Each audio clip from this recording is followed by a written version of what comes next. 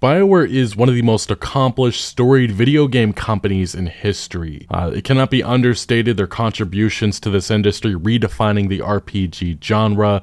Games like Neverwinter Nights, Baldur's Gate in the 90s to the 2000s with Jade Empire, Star Wars KOTOR, and then their behemoths, the games that really put them on the map, from Dragon Age to Mass Effect.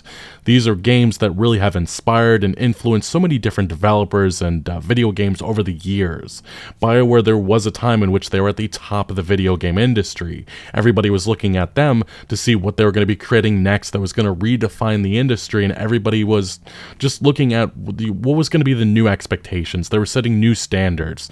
But those days they're just long behind us. A lot of the key BioWare talent that made those franchises, made those games, are long gone. And this studio has now been defined by constant chaos and constant under-delivering with their new games. They have not released a Game of the Year contender since 2014. And even then, Dragon Age Inquisition has been I would say it's been a little bit up in the air in terms of reception with longtime fans. But the big thing about BioWare nowadays is that I think that a lot of fans just yearn for even those days. Because what we've seen with this studio since 2017 is, well, lots of stories like this. From Kotaku, BioWare Montreal scaled down, Mass Effect put on ice for now. That was the impact of Mass Effect Andromeda under-delivering in terms of both its reception and also its sales. And then obviously we move on to Anthem. This was BioWare Edmonton, the main studio. They were working on a looter shooter live service, and single-player developers dabbling into the live service circus show. It's been defined by a lot of chaos and a lot of failure. And this was really the beginning of a lot of that. We had obviously Fallout 76, Redfall, Wolfenstein Youngblood, Marvel Avengers, Babylon's Fall, and so on and so forth. Suicide Squad killed the Justice League last year. There's just very little success with any of these experiences. The only one that continues to this day, technically, is Fallout 76, but that took years, and I think it was really just the brand strength that allowed that to continue. But yeah, Anthem, ultimately, it did not meet EA's expectations. They were going to reboot the game, and ultimately it got shut down. But the big thing, from Mass Effect Andromeda to Anthem, lots of development staff, lots of development talent were all heading for the doors. Because a lot of people had enough for this company. They wanted to do their own thing, and you really can't blame them. The glory days are long behind them. And unfortunately with Dragon Age The Veilguard, I said this from its debut trailer, the one that was very controversial and got downvoted drastically by so many people within the gaming community just because of its Fortnite aesthetic and some very questionable character designs. This is a game that needed to not be controversial at all. And unfortunately, BioWare didn't get the message because it was just exactly that. We had headlines like this coming from Forbes at launch, which really defined a lot of the word of mouth that was going around with this game. And yes, word of mouth matters. It's a reason why, say, Baldur's Gate 3 ended up being such a behemoth, and why this game under-delivered. We'll get more into that as this video goes on, but Dragon Age The Veilguard's clumsy, preachy political messaging does more harm than good. And these are the clips that were going viral at launch. This is a misgendering that happens, yes, in the fantasy game like Dragon Age. This is some of the real-world politics that they brought to Veilguard, which, yes, is extremely off-putting to a lot in the gaming community, and a lot of people that just want escapism from these type of games. Holding that snake's nose. She's still holding the ruby in her other hand. Maker's panties. I was so proud. Oh, Yeah, you see, she didn't say they or them. She said she. Ah, shit. They're still holding it. Sorry. What are you doing? Pulling a barb. Oh. Yeah, Polar Barb. You've seen this clip probably 100 times. She does push-ups because she misgendered. It's just extremely cringe, and the context of this Tash character was handled horribly. There is no nuance and care to these subjects, something that this franchise was known for a decade or so ago. And progressive elements is something that has been common with Mass Effect and Dragon Age, but they were handled with so much more care back in the day, but nowadays they just hit you over the head with it. And this is the problem with modern-day BioWare and its current writers. They just do not have the talent of the previous individuals that made these franchises what they are. And the lecturing from scenes like this is only one side of the coin, because the other side was also just as equally bad, because in terms of role-playing, this was horrible compared to some of the previous entries, and the narrative prowess and the choices that you had at your disposal.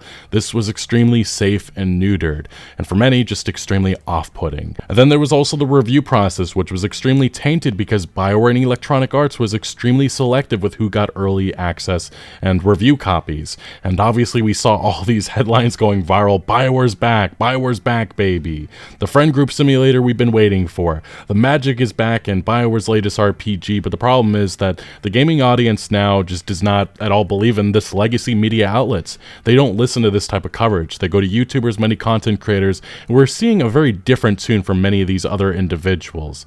And that's why ultimately the review score for Dragon Age The Veilguard has only gone down with time. It's now in the 70s where I expected it to, and then the player rating, it's just, again, a massive difference in terms of critics and users here.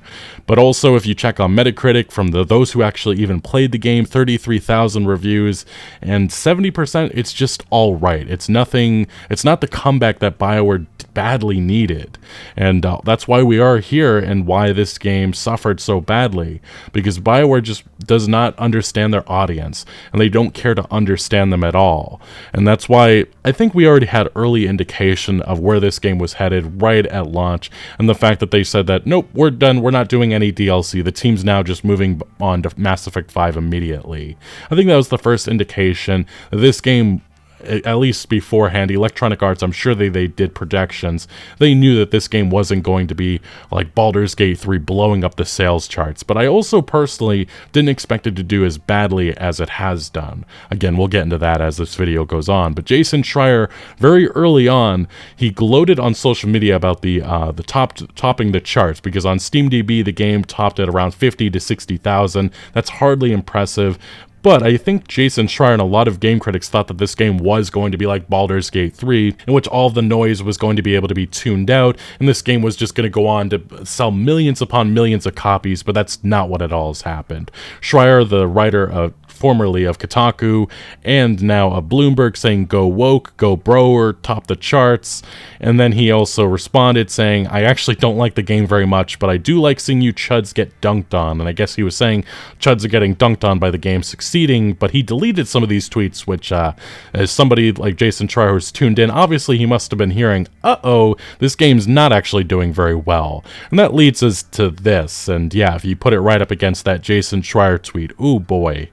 Yikes indeed. But yeah, EA blames underperformance of Dragon Age and EA FC 25 as it lowers its forecast. Now, how badly did this game do? It did a lot worse than I personally thought. Dragon Age The Veilguard missed the company's expectations by nearly 50%. That is horrific. This is a franchise that at some point, again, it had the most successful launch, the last game, Inquisition, in BioWare's history. And now in terms of sales and all that, the only thing we do know is that some unverified figures here from VG Charts at the time said that the game managed to sell 1.1 million units worldwide in its first week. That was Dragon Age Inquisition. Now with Dragon Age The Veilguard, it said that Electronic Arts said that they engaged around 1.5 million players during the 3 months ended December 31st, 2024. 3 months, and they only managed 1.5 million in sales. And I think people don't understand how bad this is, because video game budgets and the amount that these companies are pouring into games is so much different than 10 or so years ago, because the budget realistically for Veilguard was probably around at least $250 million, while Inquisition was probably around 100 million, or maybe even less than that. Video game budgets have ballooned. This game was in development for 10 plus years. It went through multiple reboots. This needed to be a sales success. Obviously, from all indication is Electronic Arts was expecting 3 million sales by the end of 2024. That did not happen. They did not even come close. And ultimately, that is why Electronic Arts stock is, it took a drastic hit, down 17% after their quarterly earnings call here. And this is as bad as it gets for BioWare, because all the pressure is now on them. And now there is indeed many questions about this company's future and whether or not they will exist past the next week or two, honestly. And this report also does go on to mention that EA now expects their net bookings of around 2.21 billion for its third quarter, and an updated range of 7 to 7.15 billion for the fiscal year year, down from 7.5 to 7.8 billion.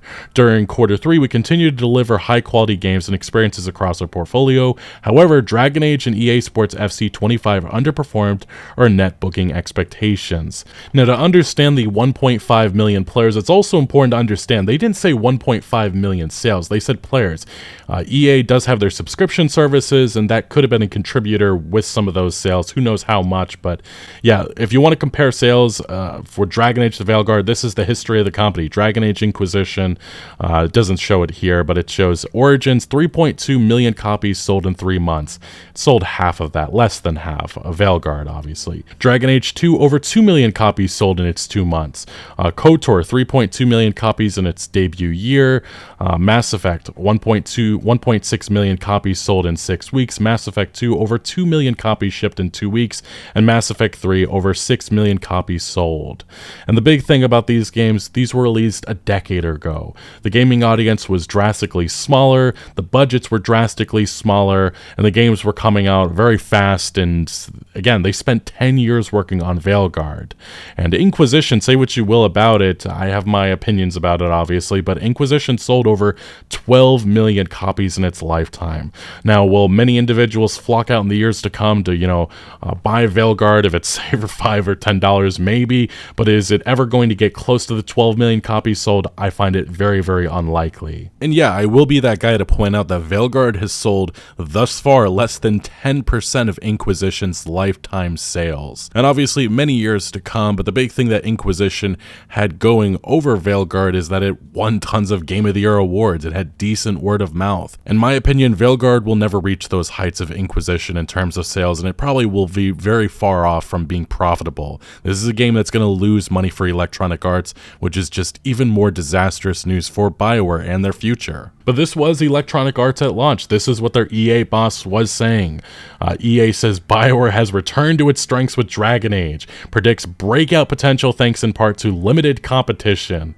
Again, they did not have any competition. Assassin's Creed was supposed to be right up there with them, but they obviously delayed to February, which is now March. And then Android Wilson said, the CEO, speaking with investors in EA's quarterly earnings call, again, this is right before Veilguard's launch, on some of BioWare's troubled recent history, which has been defined in part of the failure of Anthem, a multiplayer game Wilson described as very, very different than something that would be known as a BioWare game. In the wake of Anthem, Wilson said a big shift happened that saw BioWare really returning to BioWare type games, really returning to BioWare strengths, and that's just not true at all. The talent is something that's not being discussed at all by these individuals because they don't want to acknowledge that the individuals that made this franchise what they are long gone. But Android Wilson then continued saying, BioWare has rallied around what made BioWare a fan-favorite studio and a fan-favorite brand in the types of games they make. Incredibly rich worlds, incredibly nuanced characters, that's just not here at all. Really powerful and compelling stories with camaraderie and friendships and relationships and decisions that matter in the context of gameplay. I don't know how anybody that actually played Veilguard thinks that way, in my opinion. And I think it's been that return to what made BioWare great and giving the studio time to deliver against what made BioWare great in the context of the Dragon Age world is what amounts to Dragon Age The Veilguard. And here we are now with what can be defined as one of the big failures of 2024. And Electronic Arts obviously just does not understand the studio or what gamers actually want in terms of their entertainment and also the connection to Dragon Age. Because say what you will about Veilguard and its political preachy nonsense, but it was a very bad Dragon Age game in terms of its storytelling, in terms of what it was trying to deliver, in terms of its role-playing elements. It was just very sad and pathetic in my opinion in many regards.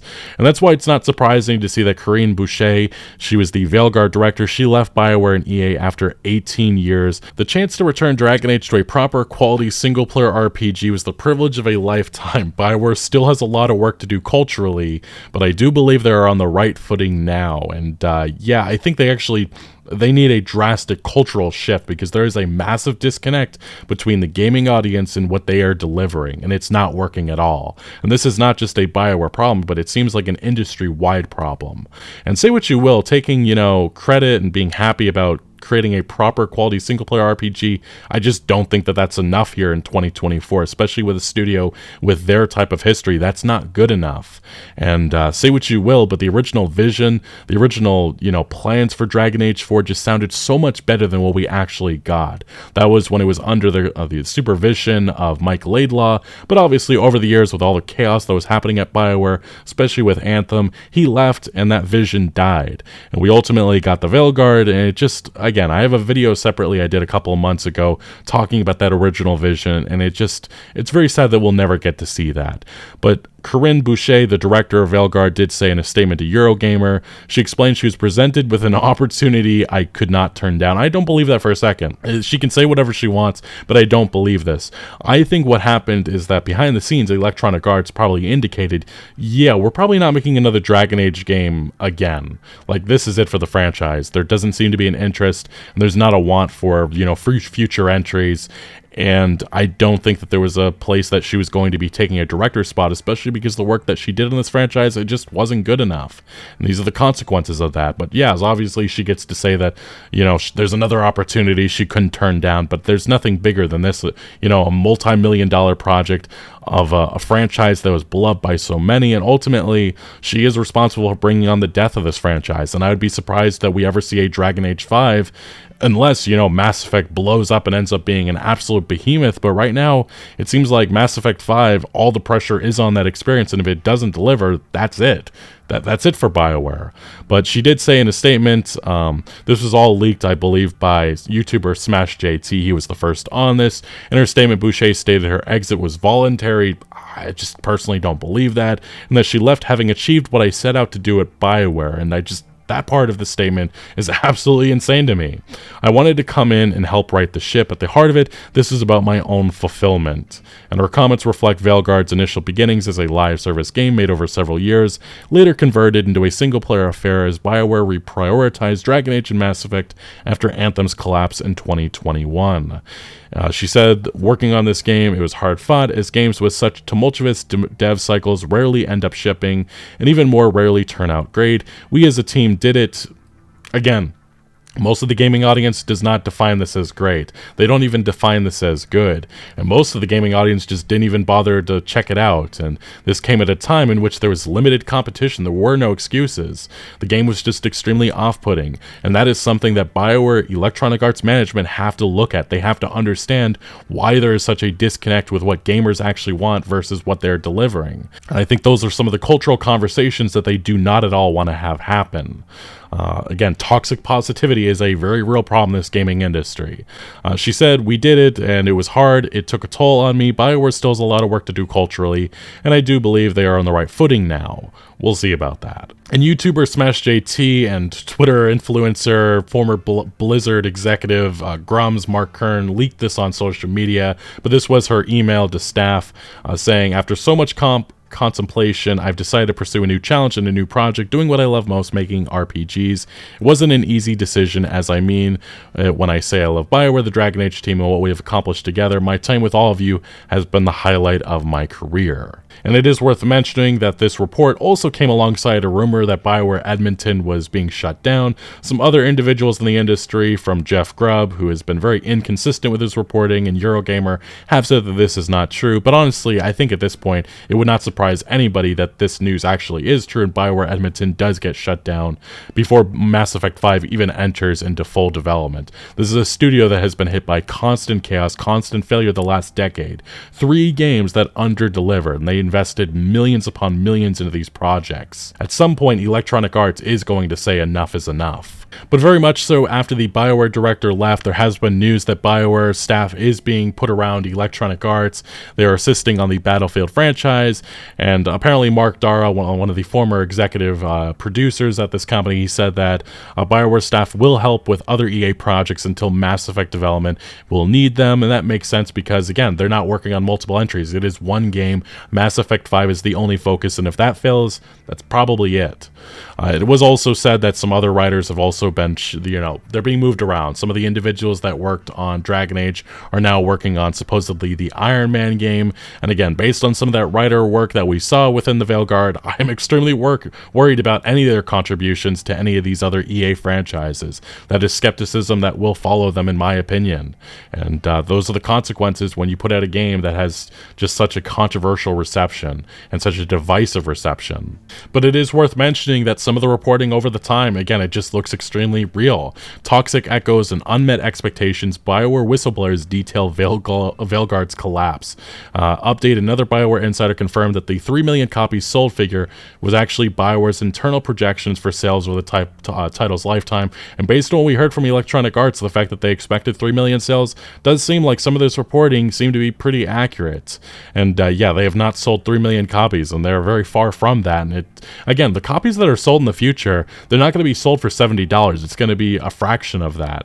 So the amount of money that they actually make in the future, it's probably going to be a lot less. And that's just even more bad news for BioWare and this Dragon Age game that they spent 10 years working on. But further report, and this was from November, BioWare claims Dragon Age The Veilguard sales have reached 1 million copies as company hunts down whistleblowers. And I understand some of the disagreements with some of the individuals that have leaked this information, but it does feel like these rumors are accurate based on what we're hearing officially now from Electronic Arts. This was November, just a couple of weeks after launch. And this report from That Park Place says, according to their sources, BioWare is furious at the leaks and have launched an internal investigation to weed out whistleblowers. Dragon Age The Veilguard has failed to recover its costs, Mark Kern said on X, and has failed, and no, holiday sales won't save it. BioWare is so angry that Dragon Age The Veilguard sales numbers have leaked that they're launching an internal investigation to find the leakers. And that makes sense. A lot of companies go through this.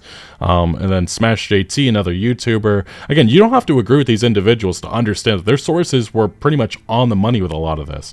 I spoke with that original whistleblower after publishing that initial video, and he put me at ease that no one there knows it was him at this time. But the reaction from the follow to that video speaks volumes to the atmosphere at BioWare right now. They are more concerned with the silencing any whistleblower than addressing any actual issues within the company, much like Firewalk Studios, Concord developers. Before their ultimate demise, the toxic positivity has taken over the workplace. And I've spoken with developers with this industry, from Rockstar Games to CD Projekt Red to Ubisoft to various other companies, and this is very much a problem within these companies. It's just one of those things that a lot of these developers that hold maybe different political opinions and positions, they have to stay quiet because they don't want to be the odd one out of the bunch, pretty much, or be silenced because let's just say their political perspectives don't match up with the rest of the developers that were in the room with them. And this is a very progressive industry, so it kind of makes sense that this is a problem. That Park Place goes on to mention it was originally reported by both Smash JT and YouTuber commentator Endymion that the game had sold only 500,000 copies with more than 30,000 refunds issued. However, BioWare is internally disputing those numbers, claiming in a memo sent out to its team that they crossed the 1 million copy threshold. I've just been informed by my sources at BioWare that they've been updated over the weekend, and Dragon Age The Veilguard has now crossed over 1 million sales. They didn't publish this stuff publicly. Very interesting, BioWare. While I personally still have my doubts to this number based on the surrounding circumstances, I want to pass along this info in the full interest of full disclosure to all. I'd imagine BioWare will be making a marketing push at some point soon with this info, and they did not. It goes on to mention that even with this figure is true after a 9-year development cycle and costs swelling to reportedly exceeding $200 million, it's estimated that the game will have to sell up to 5 million copies to break even. And remember, that 5 million copies probably at $70, that's not going to happen at all. And ultimately, it does look like Electronic Arts is going to be taking a massive loss on this game. We've seen other developers in this industry the last year or so suffer from this. Suicide Squad Kill the Justice League cost Warner Brothers $200 million. How much Electronic Arts will lose with this game? It's probably going to be in the hundreds of millions, I would guess. But I do think the constant chaos surrounding Dragon Age The Veilguard and its performance, some of the remarks that are coming from the game director of the next Mass Effect game, I think it really does make sense why he's been distancing himself from Veilguard in terms of pretty much everything. We had somebody right around New Year's saying, genuinely interested what you mean by this, what makes you very concerned about, the next Mass Effect. He says, I meant that it's been so long since the last Mass Effect, I really hope we can recapture the same essence that made the series special. special to myself and others, and I have doubts about that. I think Mike Gamble is a very talented individual, and he says here, yes, it's been a long time, but many of us who were leaders in the Shepard trilogy are leading this game, and Mass Effect runs in our blood, and that's encouraging to hear. But the writing talent, what we've seen out of BioWare, has been just pitiful in the last decade. Mass Effect Andromeda, its writing was a mess in my opinion. Anthem was a joke, and Dragon Age The Veilguard, it was really hard to get through that experience. And Mass Effect 5, I'm going to have extremely low expectations going into this game, no matter what Mike Gamble says. And yes, the trailers and everything that they put out, they really need to put concerns to bed, because if they don't, this is a game that's going to underperform badly again. They really have to show gamers why they're going to want to put hope in this next Mass Effect entry, and why it's not another Dragon Age The Veilguard or Mass Effect Andromeda or Anthem. And say what you will, but some of that talent that worked on the original Mass Effect trilogy have only continued to leave. This was around November of 2023. Mass Effect veteran Mac Walters is now leading a new NetEase studio in Canada. This is just, it keeps on going. The bleeding keeps on continuing. While there still is obviously some of the Shepard trilogy developers at BioWare, most of them are long gone, and even now some of them are continuing to depart from BioWare, because I think many of them see the writing on the wall and worry that this studio, whether it'll exist in maybe a year or maybe even another month. But yeah, some of the stuff that we have heard in regards to Mass Effect 5 is encouraging, and yes, distancing themselves from Veilguard. Mass Effect boss Mike Gamble says, wait and see if a major feature will return. He's talking about the morality system, and that'd be really cool to see, and I hope it does return. Also, in regards to some of the rumors that BioWare Edmonton was being shut down, he tweeted out, I love Mass Effect amidst those rumors, so I think that was his indication that no, they're safe, they are continuing. But again, the pressure is on, and I think everybody within this industry, no matter your opinions about whatever, I think all of us understand that if this game fails, that's probably it for BioWare completely. Electronic Arts is going to shut them down. But yes, Mike Gamble, even right around the time that Veilguard launched, he said that Mass Effect 5 won't have stylized Dragon Age graphics, which was controversial, but it will have mature tones. One thing that Mass Effect fans can expect to see kept intact is the realistic art direction of that series, as opposed to the stylized visual approach of the new Dragon Age game, which again, just another aspect of the game which was extremely off-putting to a lot of gamers and a lot of fans of the franchise. Mass Effect is photorealistic and will be as long as I'm running it, said Gamble. In terms of mood and tone, Gamble added that Mass Effect will maintain the mature tone of the original trilogy of games, with some room for its serious characters to be put into humorous situations, which doesn't sound too different than what we've seen with, the Mass Effect trilogy. So we'll see what happens with that. Again, it all comes down to the writing talent, and again, there's just a lot of skepticism with that right now. And Gamble furthermore did go on Twitter saying, lots of people asking me about Mass Effect now that Veilguard reviews are out. Both are from the same studio, but Mass Effect is Mass Effect. How you bring a sci-fi RPG to life is different than other genres or IPs, and have to have different kinds of love. So again, all of this is encouraging, but we got to see some gameplay. We got to see some trailers. BioWare just has to deliver, and they have to understand that their gaming audience feels like there is a massive disconnect from them and what gamers actually want, and they're not getting it from BioWare, and they haven't in over a decade now. And while modern day BioWare doesn't have direct competition per se, they do have many other AAA studios doing laps around them. From CD Projekt Red to Larian Studios, those are the studios that are now defining the RPG genre. BioWare and Bethesda, those are just some notable studios that are living long in the past. And even right now, we have a game like Exodus on the way from former BioWare talent. Some of the key figures on the Mass Effect trilogy. Drew Karpyshyn, he was the lead writer, I believe, on Mass Effect and Mass Effect 2. He's been working on Exodus alongside James Olin, who was one of the key lead designers on Mass Effect and Dragon Age. And yeah, this is what they've been working on. They got Matthew McConaughey on board. They had a recent gameplay presentation. And while it's not direct competition per se, it definitely is a spiritual successor in many regards to the Mass Effect franchise, and something that has gotten the attention of a lot of gamers. And definitely Exodus has a chance to make its own mark in this video game industry, and maybe even move Mass Effect right out of the attention span of a lot of gamers, and that should scare BioWare and Electronic Arts badly. But anyway, what do you make of modern day BioWare? Do you think they're going to exist, past Mass Effect 5? Let me know your thoughts down in the comment section below. But thank you for watching. Make sure to leave a like if you did enjoy this video, or if you found any informative value. Consider subscribing for more videos like this, and I'll see you later.